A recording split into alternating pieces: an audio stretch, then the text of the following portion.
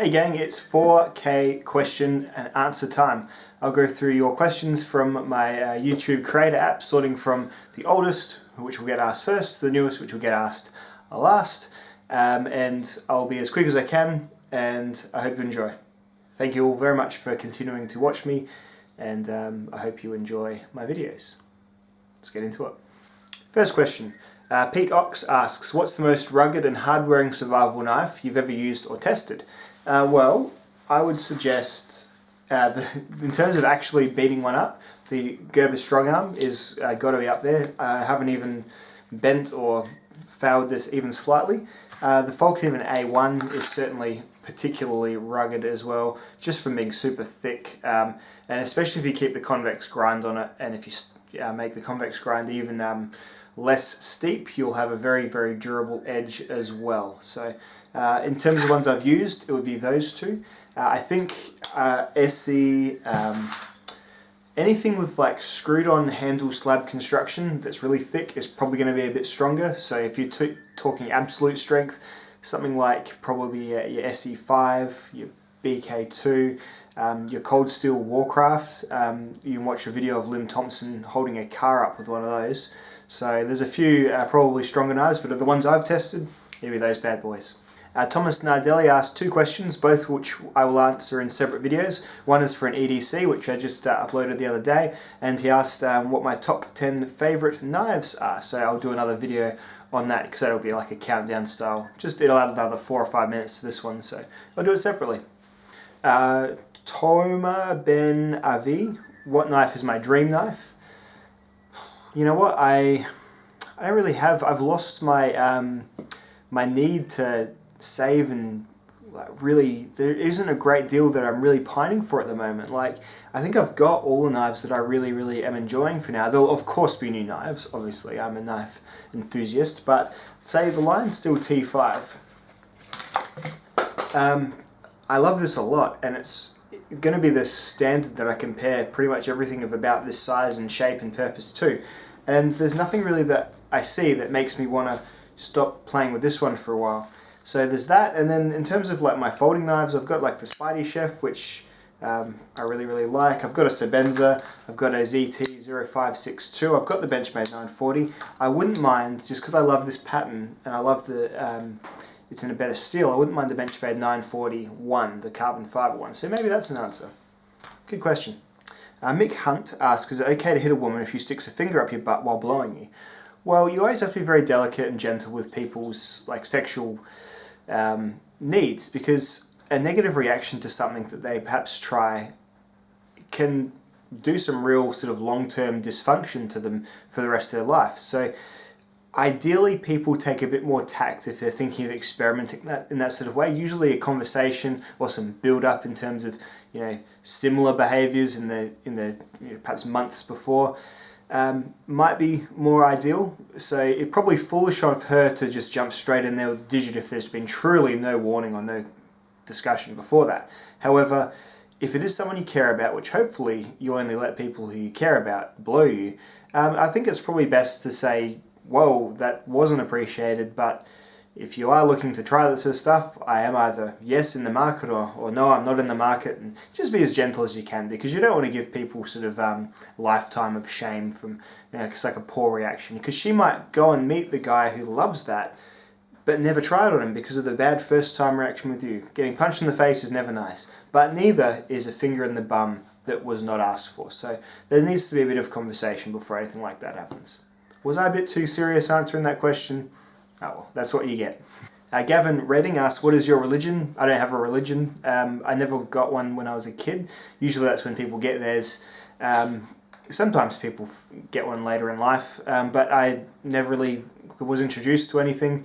My life's pretty good without. I look at them all now. When you're like a 30-year-old dude and they're all foreign to you, they all look about as funny as each other with all the sort of ceremonies and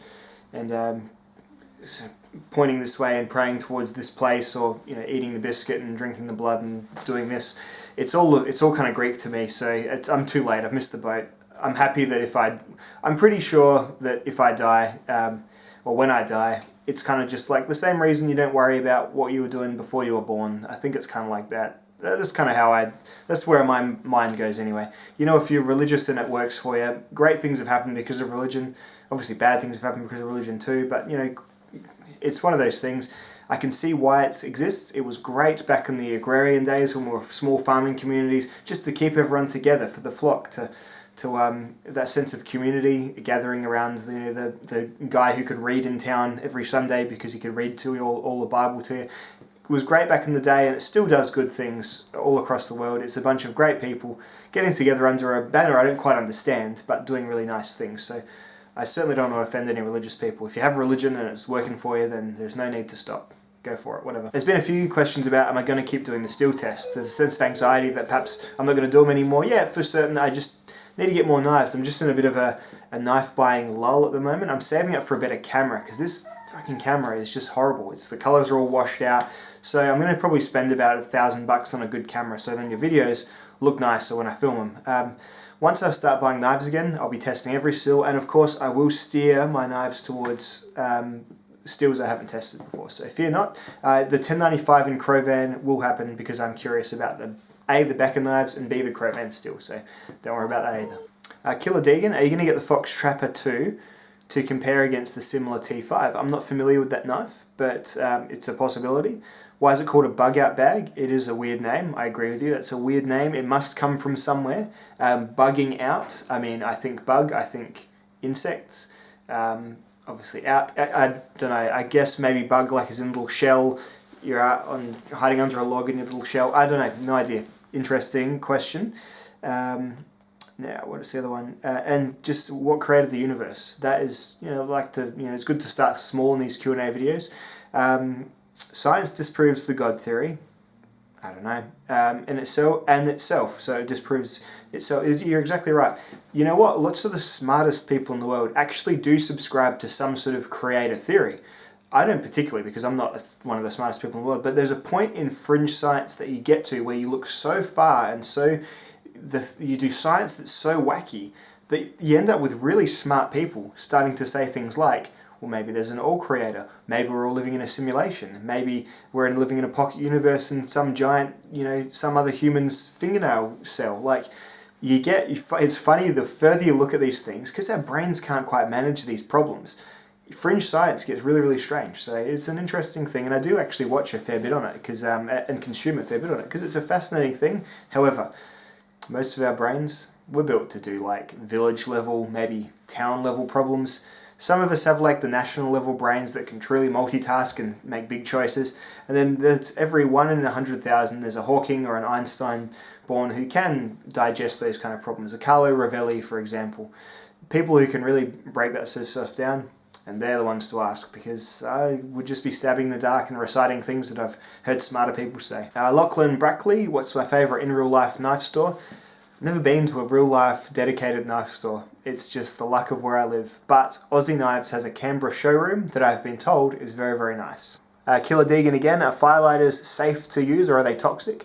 I think the white powdery ones are a little bit toxic. I think they're petroleum based, so you certainly wouldn't want to eat them.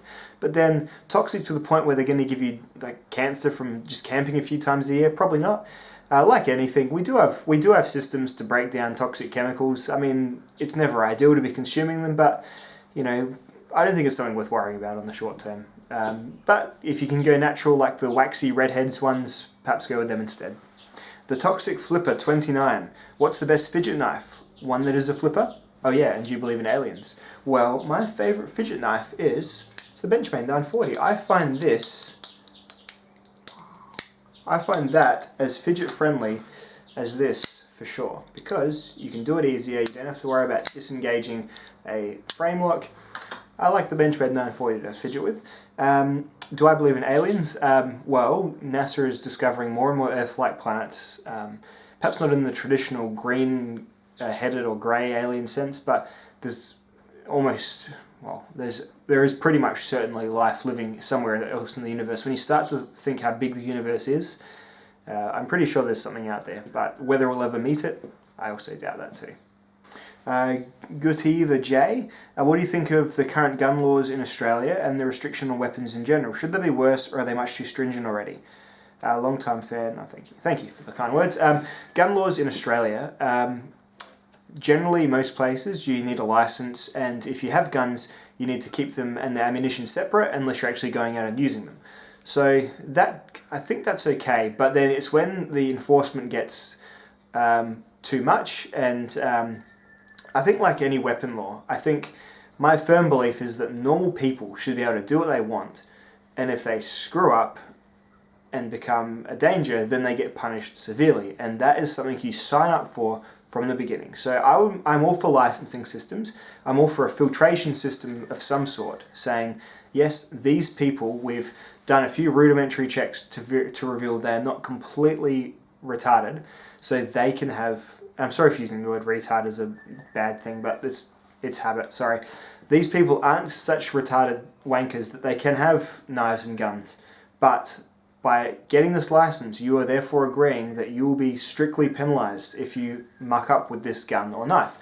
And yeah, even worse for the people who go ahead and gallivant around them without their approval of the... I think that's fine. I think that sort of licensing is good. I think that's a fine thing. Because, and even then, how are you ever going to truly decide someone is worth having a knife or a gun or not? It's the best we can do, I think, without completely trampling civil liberties. Because I guess the other hand is, I think I'm a pretty level-headed person. If I was allowed to carry a knife all the time, you know, say if I came home and found my wife in bed with my best friend. I am a reasonable person, but I've never been tested in that situation. I'm not saying this is right, but this is kind of how the lawmakers think.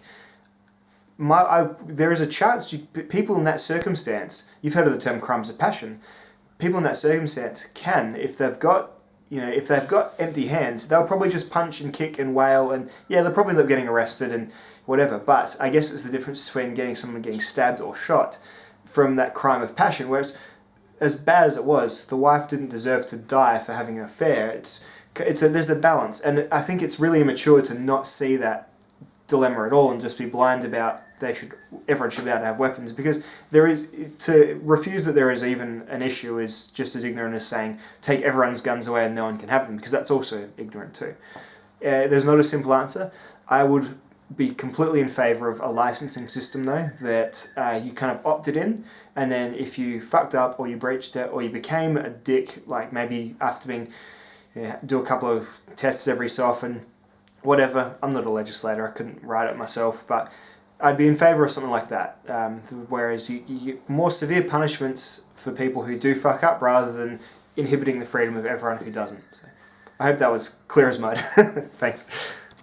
Brett's Australia poses a Schrodinger's cat type question. If a bear craps in the bush and nobody sees it happen or step in it, did the bear really crap in the bush?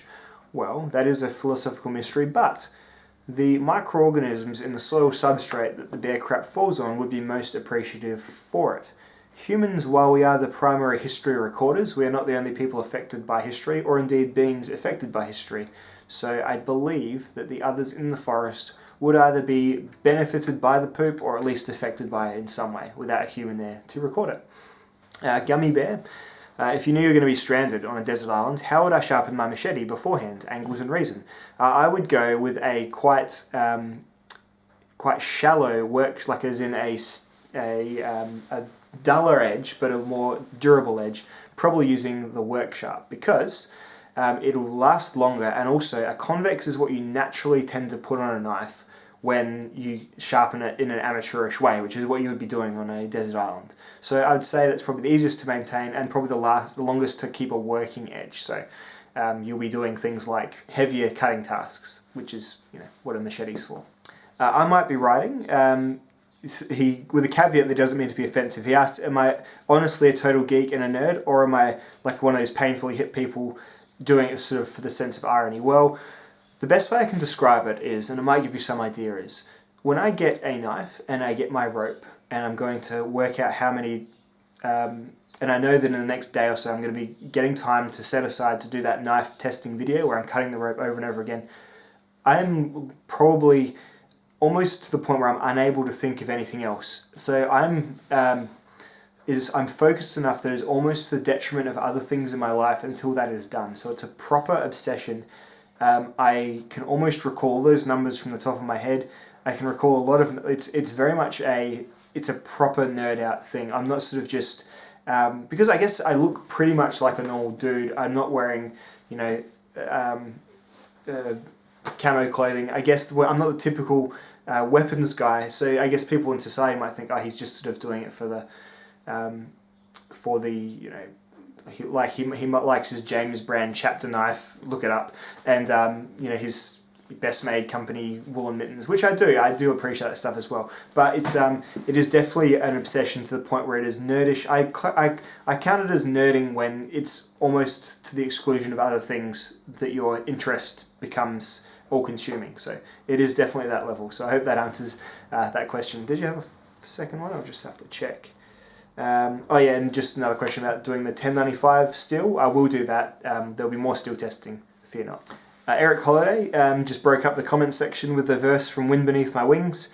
And if that is true, Eric, I did not know that, and thank you so very much. And thank you, Eric, for being a long-time commenter. You do recognise the names and you do recognise the people that appear in the comments. You really, really do as a YouTuber. So thank you to Eric Holiday and to others, Flash Domingo, Killer Deegan, Kip Bloke.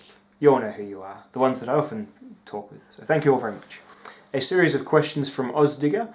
Ever let one rip and let Ada take the blame for it? She's not usually with me in those sorts of situations where I've had to blame someone else. Usually it's just me and her out walking or something. She's not an inside dog, so it never really has to happen. I claim my own farts. It's part of the fun of doing a fart, I think. Folder or fixed preference overall. I get more fun using the fixed blade knives, but I don't get to use them so much because I live in urban right now. I'll be living in country soonish, I hope, but I'm living in urban now, so folders are more, I can tinker with them around my house and that sort of stuff. So right now, folders are providing more joy as a whole, but actually using a knife, fixed blades for sure. Which knife would I never sell? Well, I can't say that anymore because I sold my Lawman, I regretted it, I bought it back. I sold my Strong Arm, I regretted it, I bought it back. So, I'd like to say neither of those at least, but geez, you never know. We're all human, we're all subject to, momentary lapses in judgment. So, I don't know, I'd like to think my F1's pretty safe. I feel like that's very much almost linked to my experience in life in the last 5 years. So my Falcon Even F1 might be the answer. My least and most favourite to be in a survival situation, person-wise. So my least favourite would be my kids. Kids are incredibly annoying when there's any sign of adversity. You see it in movies all the time, like the little girl just standing there holding her teddy while the alien's fucking pointing its fucking alien face at, like War of the Worlds, all that sort of stuff. Kids are the worst. And having kids, I can back that up. They're really annoying when there's like a problem or an outside of the normal situation happening. So definitely kids. In terms of someone I wouldn't mind being stuck in a survival situation with, see, I would say my wife, but she doesn't know anything, and so I'd be more worried about keeping her alive. Not that I know a great deal anyway. I'd be the person that needed the help from the other person, so I'd probably go with Ray Mears. He seems lovely. We could both wear little khaki shorts and trot around the British countryside together. That'd be kind of fun. Make some good videos as well, I reckon. And where are we? You had one more question. All right. Ooh, got a few to go still. Does Bunnings refer to you as the Sisal rope guy? It was funny. I had a lady there serving me the other day, and I was buying Sisal rope, I was buying duct tape, I was buying cable ties and carabiners. And she looked at them all, and she could have gone two ways. She made the serial killer joke, you have to go and bury someone, but I could tell she wanted to make the Christian Grey sex BDSM joke. She wanted to, I could see it, she had the twinkle in her eye, but she went, oh, I guess I don't know this person. I would just assume he's a serial killer rather than a sex pest.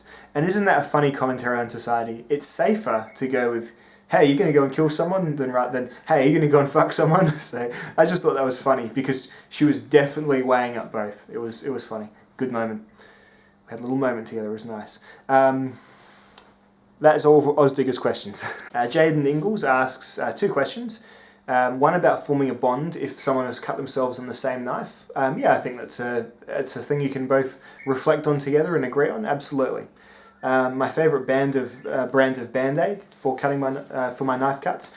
I fortunately don't cut myself too often, but when I do, it's usually like a Mr. Men or a SpongeBob or a Barbie Band-Aid because that's what my kids use. So that is what you get there. And Jaden Ingalls also asked, would you rather have the Fountain of Youth or a never-ending chocolate fountain? The Fountain of Youth, for sure. I fear getting old. I don't think I'm going to go bald. I've got quite thick hair and my family has thick hair in it, but I just fear just getting old and not being able to just be physically able. So sorry to get all deep on you, but I fear death, just like everyone. A little bit anyway. No, not death. I don't fear death. That's wrong. I fear being all old and crusty and shit. I'd rather just probably be dead. Base Raptor asks about first aid kits for knife cuts, be it serious or minor. What order of treatment you go to? Well, I've got a best made first aid kit which came in a cool little steel tin. I know that's best made. It's a bit cheesy, but it's a good first aid kit. It's got bandages, it's got band-aids, it's got all the different creams and assortments and gels and all that sort of stuff. So that's what I go with generally. It's a good kit. Jaden Ingalls again. If you're in a survival situation, would you rather have Batman knife, Bear Grylls survival knife, or the Boker Voxrold? And as Bushcraft Tasmania did point out, that is a very good question. And you know what? It's not the Batman knife, that's for sure. But the Voxrold broke because I was misusing it, I guess. I was misusing it against probably wood that shouldn't be being battened with. However, I have battened that same wood with many other knives that haven't also broken in the same way. So while the Voxrold isn't a horrible knife, it did break. The Bear Grylls is made of a soft stainless steel, which has battened that same wood, but didn't break. So I would probably go the Bear Grylls over the Voxrold if my life depended on it. But as a knife to own and enjoy, probably the Voxrold. Jack Farm Boy, what knife do you secretly hate to love? Like a guilty pleasure knife, and secretly love to hate.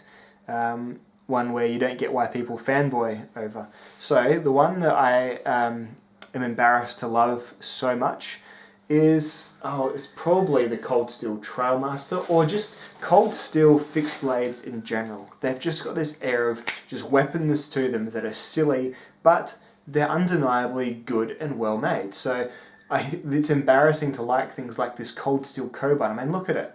What am I ever going to actually use that for? Apart from making my silly videos. But I still love it. I think it's great. And I think that the best thing about Cold Steel, apart from how gooby they are at like marketing and all that sort of stuff, is they make the weird stuff. They don't care. They're a bit like how Boker Plus make the weird stuff too, but Boker Plus make it often quite flawed.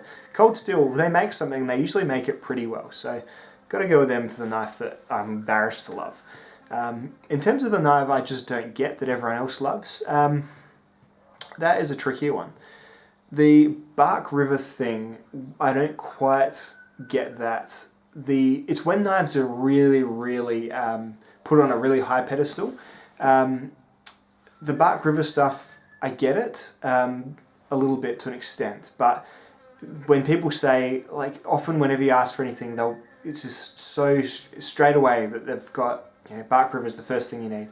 It's interesting to me because the kind of, unless you're using knives incredibly roughly, often the points that they bring up about why Bark River is better aren't really going to matter.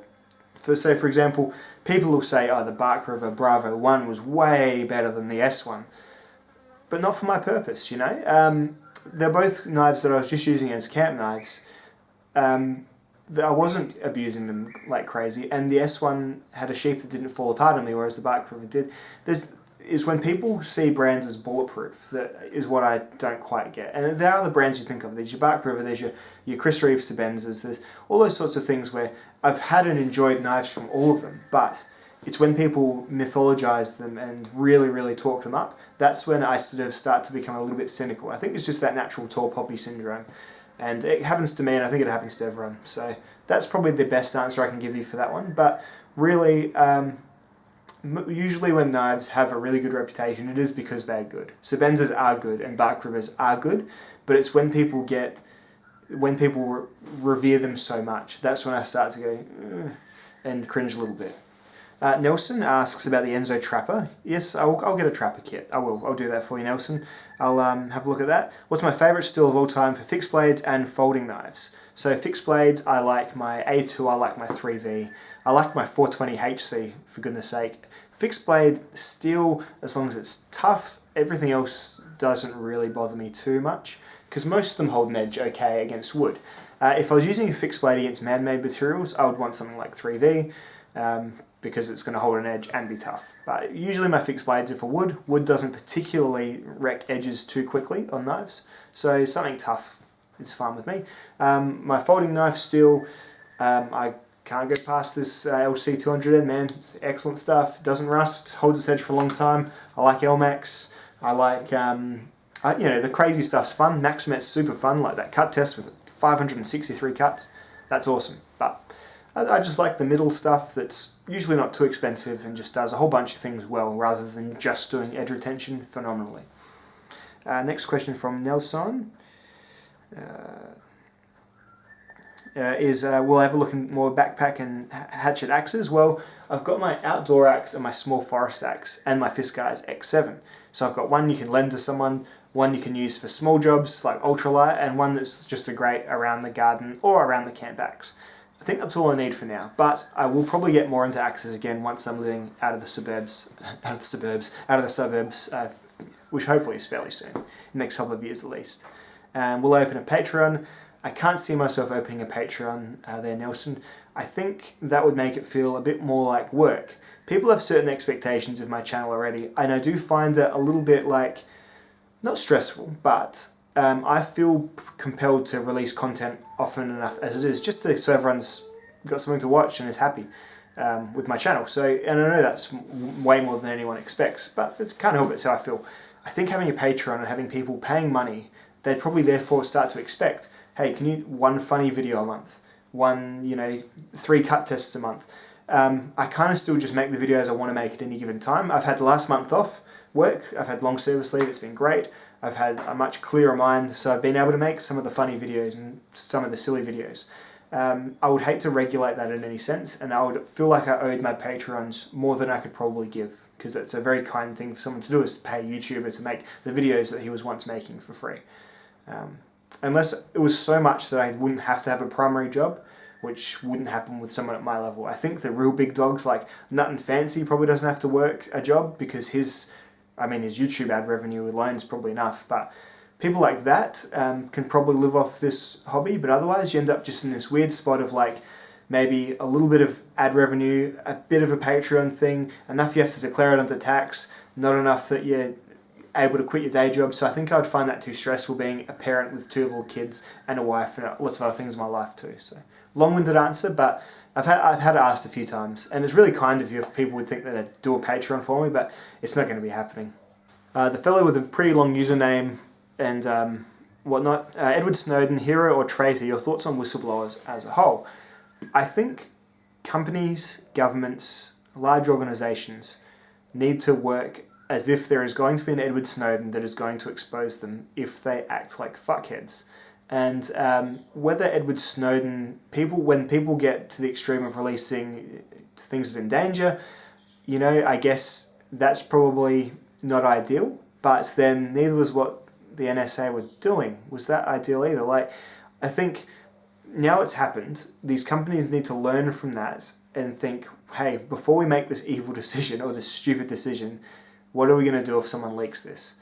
And that's a healthy mindset for large bodies of people making decisions that affect even larger bodies of people to adopt. That's exactly, I think it's a necessary evil to have people who are going to say, you know what, these fuckheads have just done this, and they were hoping that none of you would find out about it. So I think it's good in a way, but in other ways it can affect the small people just as much too. So if someone dies from it, it's not ideal. Definitely not. So I've just changed cameras over. Sorry about that. I hope the sound is alright on this. I'm using like a DSLR type film camera, just the video mode on it, see if that's any good. I was using this thing. This is my main camera and it sucks.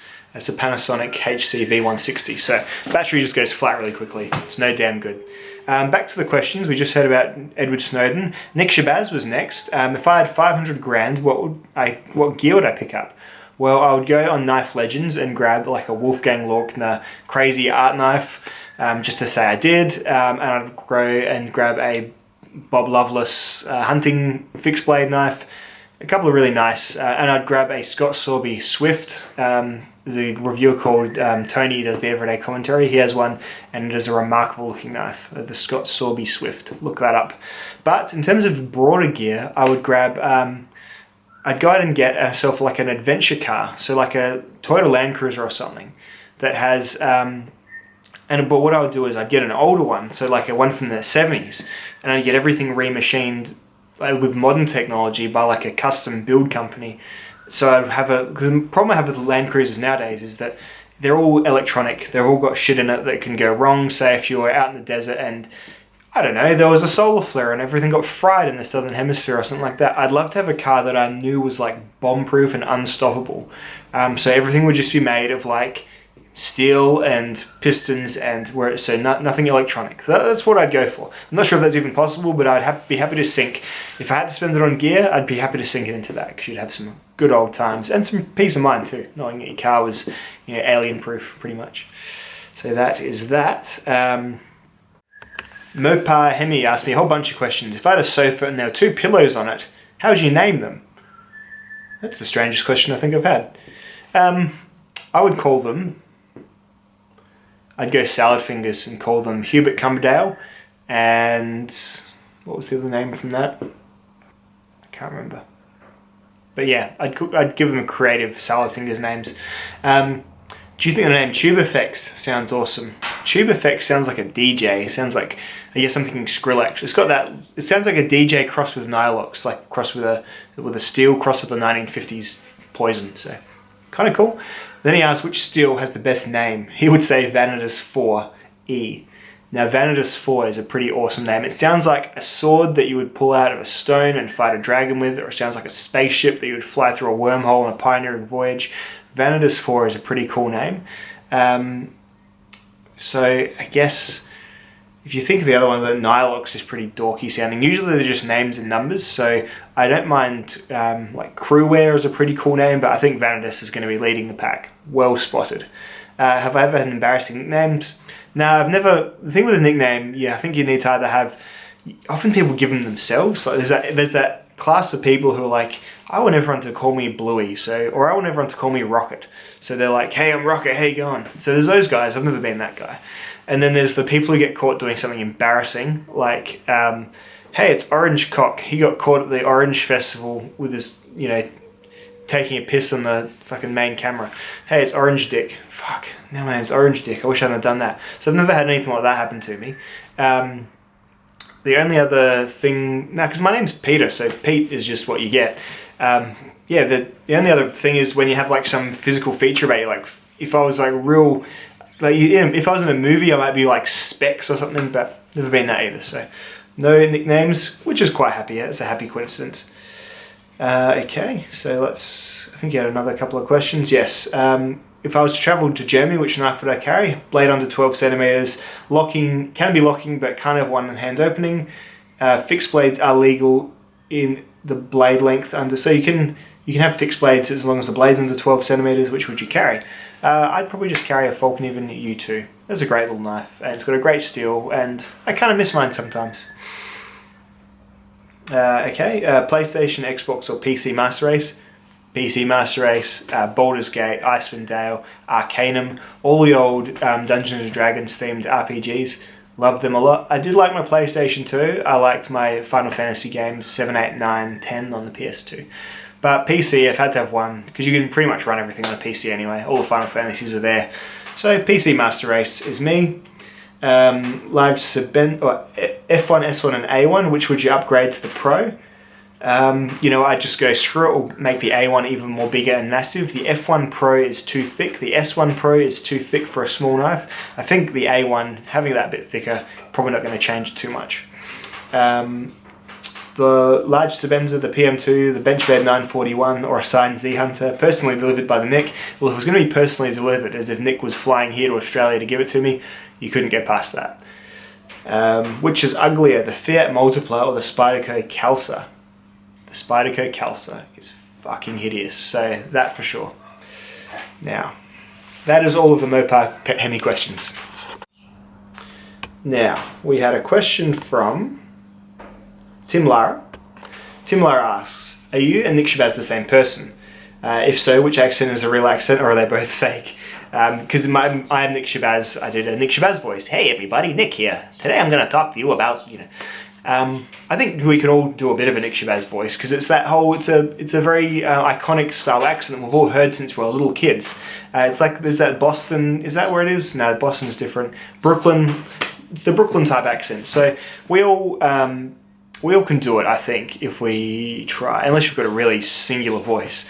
It's a bit like how everyone in the 2000s could sing like Eddie Vedder, or at least try to, like when they released their singer-songwriter acoustic album sort of thing. It was one of those voices that, although the original can do it the best, everyone else can kind of have a rough go at. So a bit similar, a bit like how we can all do a really crude Indian accent, which I'm not going to do because I'm sure I have an Indian subscriber somewhere who would be highly offended. Harold Hyatt, if I were a tree, what kind of tree would I choose? Something tall and straight, just like me. Something like a fir tree. Chris Mays, what kind of music do I listen to? Do I tell people Courtney Barnett, but secretly love Olivia Newton-John? That's funny. Courtney Barnett's a bit too awkward for me. I can see she's very talented, but I'm like, ugh. Lately, I'm not embarrassed about this at all. I listen to a whole bunch of stuff, but it has to be good. So there is good pop music and there is bad pop music. I like good pop music. I've been listening to Lord's new album, Melodrama, and it's really, really good. If you listen to it, I challenge you to say, oh, this sounds like shit, because it doesn't. She's really good. I like the Arcade Fire. I like Future Islands a whole lot. They're sort of indie-ish bands. But then I like classic rock too. I like Led Zeppelin. I like things like Pink Floyd. I like, also I like Block Party. They're a really good dance sort of rock band. There's lots of good bands, and I like a lot of stuff. I love the Mars Volta and At the Drive-In. They've had a really good new album recently, so that's what I'm listening to. Luga Munga is asking a bit of technical questions about the chemistry of steel. What do you think about different alloy elements, and what's your preference to the benefits the toughness and carbide forming of vanadium provides over the harder carbide of tungsten or niobium, or do you prefer the ductility of molybdenum, or maybe just the hardenability that cobalt delivers? Just some thoughts on the chemistry of steel. Whoa. I don't know. I'm not good with the chemistry of steel. I know roughly what some things supposedly or purportedly do when they get put into steel, but allow me to point you towards a channel or two channels that really do know their steel stuff. Big Brown Guy and Michael Christie. So check those two channels out, and they are much more knowledgeable than I. Is there any knife I won't review? From Shakad Tolman. I mean, I stooped to some low levels with the Batman knife. That is true. That I will review ridiculous knives. I'll probably review really purposefully bad knives just for laugh, but I won't be reviewing clone knives or just knives that I'm not generally excited about already, unless it costs less than $10. So here's an example. So this Ganzo knife. Ganzo aren't terrible, but their designs, and and people really love Ganzo knives, and I just don't get it myself. I'm sorry to say, I just don't get it. Like, it's this knife is good, and it's a good beater knife, but I don't love it, and I don't see how you would love it. It's got some stolen elements of it, and I know lots of knives do, but this has some really obviously stolen elements. So knives that look a lot like other knives, unapologetically so, probably aren't going to get a review from me. I've had Kubi send me heaps of emails. Kubi seems to be doing the YouTube rounds, asking all YouTubers if they want a knife to review. They've got fluoro or chameleon coloured scales. They're obviously like a Sanrio type company. Generally those sorts of knives, like the ones, probably the cheap companies that ask me to offer me knives to send for free, I'm probably not going to review and take. Just because they generally just look a bit seedy to me or something, and it's hard to quantify, but those are the knives that I generally won't review. Anything else I will, if people really ask me, or if someone sends me their own, I'll review it and send it back. The thing is, I'm not in it to get heaps of free knives, and the thing about if you do gear reviews, you can pretty much email Ganzo and they'll send you a knife a week. Schrade, Smith & Wesson, they seem to do the same. If you ask them, they will send you lots and lots of knives, and then you become a Schrade channel, or a Ganzo channel, or a Kubi channel, or something like it's just like a GearBest sponsored channel, and it's just not my interest. Yeah, I'm sorry, I've phrased this wrong. There's nothing really I don't like about Ganzo knives. They're functionally good, but it's a bit of an onslaught. Once you start reviewing them, the companies kind of just want to keep sending them to you, and I just don't even really want to go there at all. So it was interesting because Ganzo did send me this knife and 2 others I think that I gave away for reviews, and I just didn't give this one away because I bent the tip on it when I was testing it. And then that was it. It just didn't feel right, so I'm probably not going to review those knives anymore. So that's it. Raphael Beinhauer, what type of music do I listen to? I refer previous. Do I play instruments? No, I used to muck around with the guitar like when I was younger, but I never got good, never was that interested, just wasn't for me. And he also asked, what do you think about Donald Trump, and do you wish for a similar candidate in Australia? I'm not particularly following how it's going over there at the moment. The media make it sound like it's going really badly. Is it? I don't know. The thing about politics is it generally doesn't affect the lives of the day-to-day person a huge amount in a short time at any rate. Because laws that truly affect us, like the populace of the country that already live there, generally take a long time to filter through. So I'm never particularly doom and gloom about candidates when they get in or out or whatever. If you're a fringe group or a minority group, then it is different, and you can be severely affected very quickly by bad candidates. So I'm luckily not a minority group, and I'm happy that I'm not, because people like that can be very rapidly affected. In terms of firebrand candidates, it's definitely happening. Trump may be the first and last to find success, depending on how history judges him over the next few years. It's good. It's good to keep the dinosaur of a system we have here on its toes and scared of someone like that coming through and kicking them all out of a job, because it seems at the moment like politicians are mainly only interested in keeping their jobs and getting elected the next cycle. That's why no long-term decisions are ever made anymore to do big risky things with long-term gains. The last time we tried that, we were going to have this amazing internet system, and I'm not a Labor Party, this is Australia, I'm not a Labor Party supporter, but the NBN would have been a brilliant thing if it had just gone as it was planned over the 10 years, roll out whatever it was going to be. However, it lost its teeth, and it ended up being about the same amount of money, but it ran through a ringer of expensive contracts and rubbish that happened. If they'd just stuck with that pure form, then it would have been great. But the way politics works, it's so damn short term, people just muck with shit that's not going to help them get into the election in the next 4 years. So that system needs to be scared of people like Trump getting in, and every now and then you need one to get in to show, hey, if you really piss off the people and continue to be so, continue to exhibit such cronyism, then you may well get trumped yourself.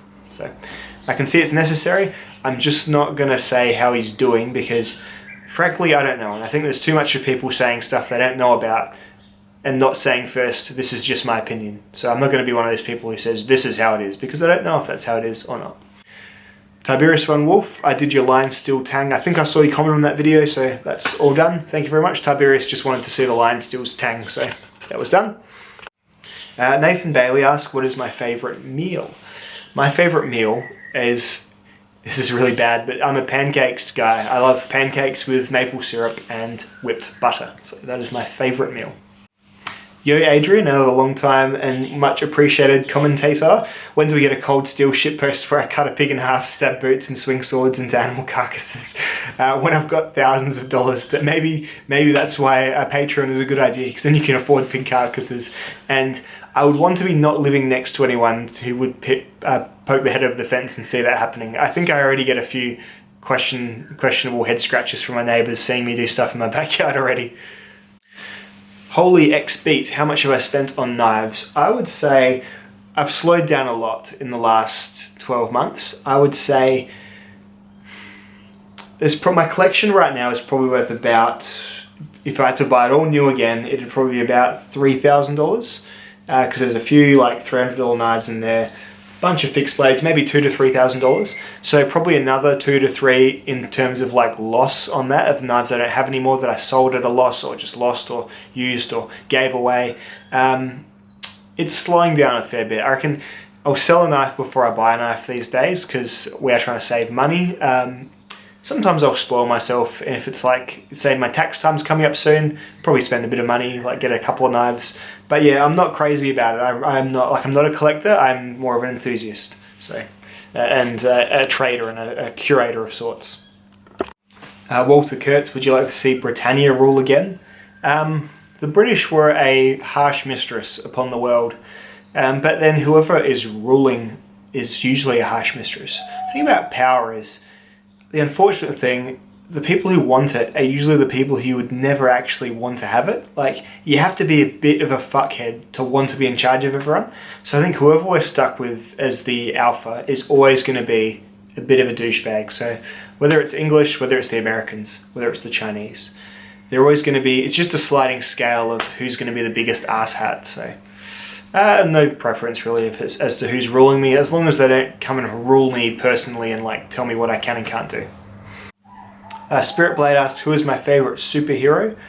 I'm pretty partial to Thor. I like Thor. I like him as he's depicted in the movies with that silliness to him, that Shakespearean silliness. I enjoy him.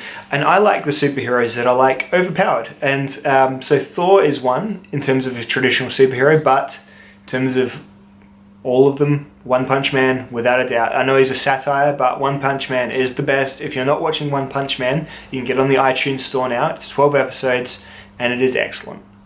Lars Bushcraft just asked where I keep my knives. I keep them in a little tiny strongbox. I've only got about 10 pocket knives, so I keep them all in this little strongbox on my bedside table or my dressing table, and then all my fixed blades is just on a shelf in my shed, so nothing special at all. Rodrigo Teresa, a couple of questions.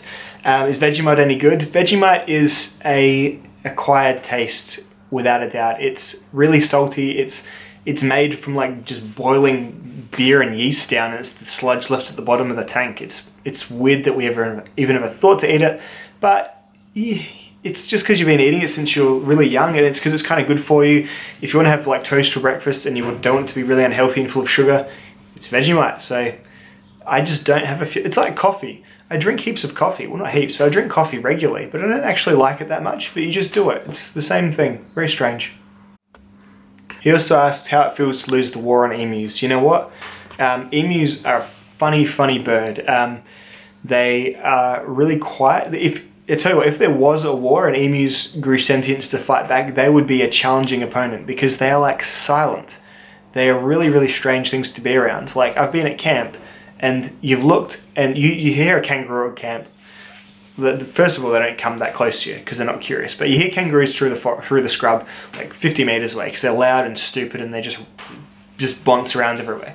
Emus will come often. They'll come right up to you and you won't even realize they're there until you look next to you and there's an emu head right here, and it is unnerving as fuck. So they would be very difficult opponents. They would solid snake all of us. They'd be Metal Gear emu. Very scary. Bushcraft Tasmania, just my five most important things I would take, and how would I acquire a month worth of food. That is tricky. So I'm probably not going to be too creative. I'll probably go with the 5 C's, as in knife, cutting, container, cordage, cover, combustion. I live by the river, so swimming and wading and netting is probably a possibility. So my cordage would probably be in the form of a fishing net of some sort, and that would be how I ate regularly. There is a shitload of carp, which although not the best to eat, can still be eaten. So that would be my sustenance for a month in this part of the woods. Darwin Clement asked about saws. Yes, I've got a silky saw. This is the Silky Gomboy. I think I've reviewed these. This is great. Silky Gomboy is probably my favourite. And then I've got a Barco bow saw, which is not folding, it's huge, but I use that for car camping. And I've also got this Sven saw, which isn't bad, but I just never pick it because it's got a little bit extra blade, but it's got steps, and this doesn't have steps. This just opens, whereas this you have to open, fiddle, twist. So this is fine, and it's really packable. But yeah, just never quite get to using it. So whatever that reason is, there is a review on it. It's a very short one, and no one really watched it. So I don't really. It's funny, you make the reviews that people watch, and no one cares for saw reviews too much unless you're doing really well or hit this magic formula. Haven't worked it out yet. So it's like torch reviews. hey, check out my Claris flashlight review. It'll be the one like 20 videos down with like 100 views. You know, it's one of those things. Keelan Kennedy asks, why did you get rid of your mantra? I don't know. I do things sometimes. I don't 100% regret it just yet. And maybe that's the test. If you love something, you let it go, and if it comes back, something, love. Maybe it's that, and maybe I'm going through that with the mantra right now. The mantra is a great flipper. It needs a little bit of a break-in period. The M4 steel will rust on you, but I still really highly recommend it. But it just wasn't really speaking to me like some of my other more enduring knives spoke to me. So that's the reason. I'm sorry it's not a particularly good one, but that is what happened there. Killer Deegan, would you love to have a beer with Duncan in a pub with no beer? There's a Slim Dusty songs he's referring to there. No. I've never met someone called Duncan who wasn't either 100 years old or completely weird. So, and completely weird is not too bad, but they're usually that sort of like real like yokel weird. Duncan, not many people are called Duncan anymore. So if you are a Duncan that is not completely weird, maybe I would have a beer with you. I don't know. But there is no beer, so I don't know where the question goes from there. Tom Nardelli again, does the T5 transmit vibration to the spine? Not that I've known. It's really, really good like that. My card insulates it very well. Opichoko, what other interests or hobbies do you have? I am a big fan of the Final Fantasy role-playing games. I'll still play them when they come out. I've yet to play 15, but I'm a big fan of those. I like games that tell a story and something I can get invested in. I don't have the time as much to play on a console anymore, but right now I've played through, this year so far, I've replayed through all of them on the iPhone. Right now I'm playing a game called The Banner Saga on my phone. The Banner Saga is awesome. It is... it's like an RPG where you have to keep your caravan alive, and there's the Banner Saga 1 and there's the Banner Saga 2, and this is what it looks like. Where is it? So this, I guess it's kind of a hobby. It's what I do to keep busy. Geez, it's loading forever. So it's like a real hand-drawn, like really cool game, really great art style, so I really highly recommend the Banner Saga. So I've been playing a bit of that. I am into playing with my dogs and going for walks, and I go to the gym a lot as well. Like I go to CrossFit. I'm sorry, and I know it is a cult, and it's really annoying when people talk about it on Facebook and stuff. I try not to do that, but I do enjoy it, and it keeps me fit. So there's that too. Chris P asks, Pole Force knives, have I reviewed any? I would be interested. I just don't know where to get them in Australia. I've seen them. They look really overbuilt and super strong, so I'm sure they're very cool. Eli Runsman asks, why am I alive? A very relevant and always relevant question that affects all of us. You're alive to do exactly what you are doing right now, which was ask me that question. I'm alive right now to answer your question. We're very lucky to be here. We all come from the stars. We're all just mixtures of elements and atoms, all put together in exactly the right way through sheer crazy chance. We are rare. It's a very rare thing to be alive in this universe. So whatever you do, you don't need to worry about doing anything too profound. Just merely existing and enjoying being a rare creation and a rare artifact of something that doesn't seem completely pointless is very, very valuable indeed. So just enjoy it. There isn't really an overarching reason, I don't think. There's probably life smattered upon a few million planets across the galaxy. However, that's against a few trillion planets that don't have anything on them at all. So we are rare and amazing, and just make the most of it, because you never know when it's going to end.